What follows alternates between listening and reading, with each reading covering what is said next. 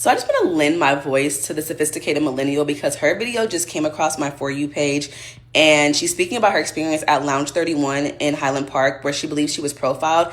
And I had a similar experience where I believe that I was profiled at Lounge 31, and they literally turned us away at the door. So set the scene for you.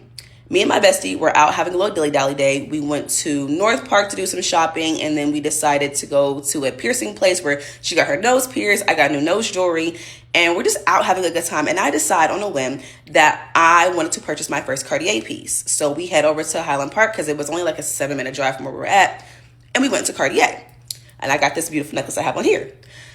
It's worth mentioning that I was in like streetwear clothing, and it's not something I typically wear when I'm like luxury shopping. I usually like to make an experience out of it, put on a cutesy like preppy outfit. But regardless of what I'm wearing, it should not determine how you're treating me, right? There's no dress code for a daytime at a bar. So anyway, even the people at Cartier were kind of looking at me like, is this girl gonna buy anything? Because I guess I didn't look the part. But going to Cartier, buy my necklace, leave out. Me and my bestie knew we were going out that night, so we were like, let's get the vibes started. Let's stop somewhere and have a little cocktail. So we decided to go over to Lounge 31. Never been to Lounge 31. So we walk over there, and apparently there's like 2 separate areas, like a downstairs area, and then there's the upstairs where the bar is. We didn't know that. So we walk up to the front of the downstairs place, and the guy who greeted us downstairs was very kind. And he was like, hey, how can I help you? And we're like, hey, we just want to be seated at the bar. And he's like, oh, okay, well then go around the corner, go up the steps, and that's where the entrance to the bar is. Cool. We go around the corner, go up the steps. There is a man there in like a suit, guessing he's like some kind of bouncer. And he looks us up and down. And he's like, how can I help you ladies? And we're like, oh, we want to be seated at the bar. He looks at us and is like, we're full. Mind you, it's dead. Dead. There is not a single person sitting outside where those tables are, like the patio part. This is upstairs I'm talking about, right? Nobody sitting outside. I hear no laughter, no commotion coming inside. I can see inside the door. There's literally nobody in there.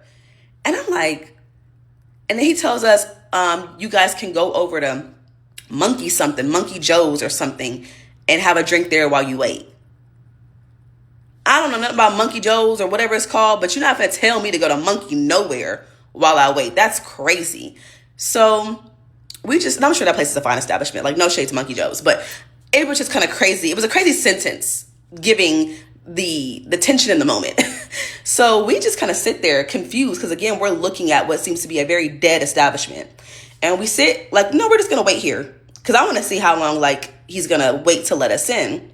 And after a few minutes passing, you can just tell that me and my bestie understood what was happening. Like, we understood we weren't being let in because of how we look, whether it be how we were dressed or how we look. And we're just like, we're not giving our money to this place. So we decided we were just going to walk away and leave. But I just think it's crazy to turn us away out the door when there was like, he didn't even offer to sit us outside at all those empty tables. He just told us we couldn't come. So we left. But I think it speaks to the culture of profiling that's happening over at Lounge 31 in Highland Park. And y'all need to do better.